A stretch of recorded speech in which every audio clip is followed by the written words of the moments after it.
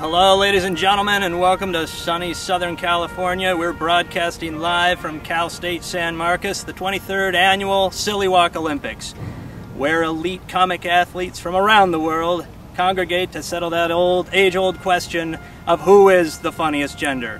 With me as always is Jim Arbuckle. Hello Jim. Hello Phil, thank you. Given the history over the past 25 years of these games and the overwhelming success that men have had over females, we expect them to take it again this year. The judging is composed of 3 separate silly walks. Each contestant will be scored individually on their imitation, execution, and ability and overall silliness. Phil? Well, the air here is certainly ripe with tension as the crowd awaits with nervous anticipation. So let's take it to the starting line for the first event. Well, the first event of the day comes from that indelible classic of Monty Python comedy. We, of course, are referring to the John Cleese double shuffle high step.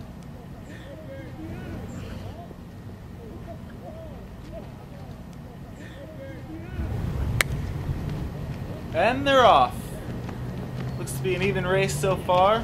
Tim and Sally neck and neck, with Tim taking a slight lead. And Rosa on the inside lane appears to be texting and did not actually hear the gun go off. Oh, this will certainly be points off for her. We can only hope. Oh, well, there she goes, and she's making a commanding chase toward the finish line, and the crowd goes wild. Yay! And here are the scores. For our next event, we turn to the comic genius of Mr. Martin Lawrence and his patented "Driving Miss Daisy, may I assist you out of your car" sachet.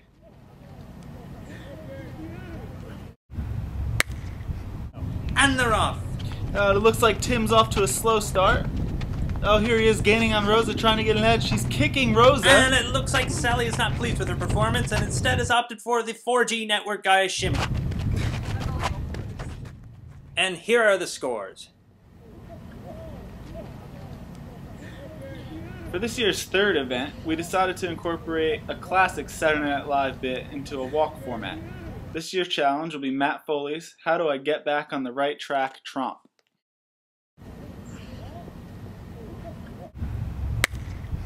And they're off, and it looks like Tim has taken a commanding lead amongst the pack, and oh, it looks as though Jimmy has confused this event with last year's Ricky Gervais robotic crab dance. That will certainly mean points off for him.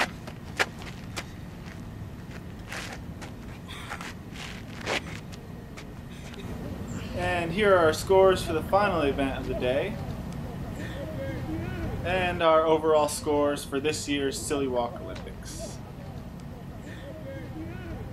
Well, it looks like once again this year we can put a definitive nail in the coffin, as men have clearly outscored the women. For all of us here at Cal State San Marcos. Hold on a second, Phil. I'm getting news from the judges that we have some type of disagreement. Let's take it over to them. You can't just say that. You can't just draw conclusions about our data saying that men are better than women just looking at these means. I mean, look at the standard deviations.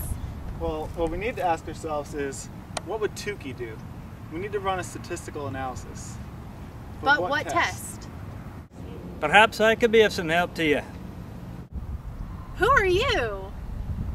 Name's Gorset, but my friends call me Student. What you laddies want to use as an independent samples t-test. Thanks Gossett. Okay, so we need to use an independent samples t-test. Yeah, an independent samples t-test. That's just the difference between the means divided by the standard error. So how do we get the standard error? Well, right here we have we're going to use our pooled variance, and we're going to plug that into our formula for our t-test. Okay. But for our data, let's take it to the lab. All right, here we are in the lab, and we're joined by our expert statisticians, top in their field, running t-tests. So hopefully they can help us out by figuring out this data. So what we did here is we put the mean and the standard deviation from the men and the mean and the standard deviation from the women, and we plugged it in to the pooled variance. We got 7.36. Thank you, Dr. Emily. And with that, we took the pooled variance and we plugged it into our t-test equation. And with that, we attained our t-value of 0.184 and a significance level of p equal to 0.871, which unfortunately isn't significant this time. Well, maybe we just didn't have enough people. Yeah, how many people would we need if we wanted to find significance with this set of data? That's a good question. Well, in order to figure out if these means are different, we would need to use this power equation. First, we would need to figure out the effect size, which would be plugging in the mean for the men and mean for the women over the pooled standard deviation. We would get an effect size of 0.18. Okay, so we have the effect size, but we also need to know what power we need. If our power tells us the chance that we will correctly reject the null, given that there is a difference between our data. So let's go with the power of, let's say, 0.8. So we'd have an 80% chance of correctly rejecting the null.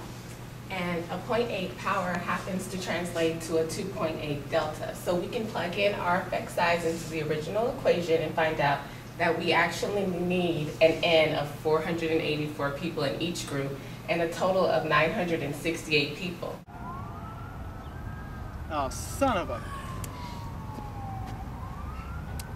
Well, this is a good time to cut to the credits. We expect the men to I forgot what I was gonna say. I wasn't listening, I'm going, what do I say next? You can't just say that. We can't just make up.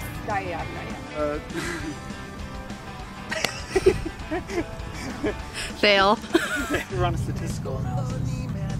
But what statistical analysis? I don't know what we're saying together. Analysis. Wait, show us. sorry. Shirley, can you, yeah. Okay.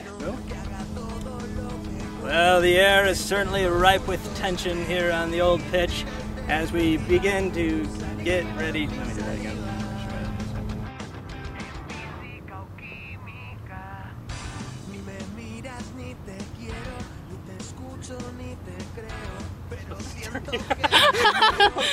You're supposed to be walking. Well, I don't know how to do that. Yeah.